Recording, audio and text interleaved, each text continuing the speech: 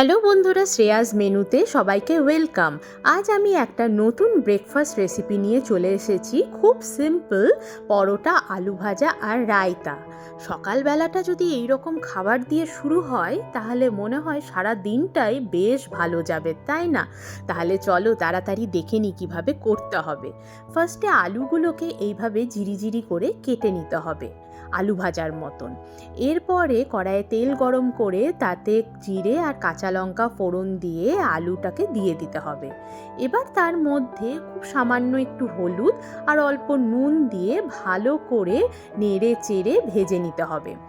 অল্প ঢাকা দিয়েও রাখতে হবে আলুটা সেদ্ধ হওয়ার জন্য। সেদ্ধ হয়ে এলেই নাড়াচাড়া করে ভেজে নিলেই রেডি আলু ভাজা। আলু ভাজা তো হয়ে গেল, তাহলে চলো তাড়াতাড়ি পরোটাটা দেখে নিই কীভাবে করতে হবে।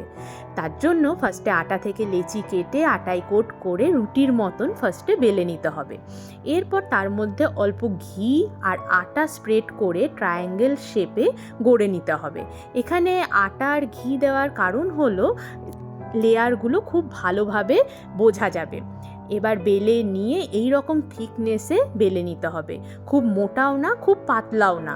এবার তাওয়া গরম করে পরোটাটা দিয়ে এদিক ওদিক সেঁকে ঘি বা সাদা তেল দিয়ে ভালো করে এদিক ওদিক ভেজে নিলেই রেডি পরোটা। দেখতেই পাচ্ছ পরোটাগুলো কি সুন্দরভাবে ফুলছে। এই রকমভাবেই তোমাদেরটাও হবে।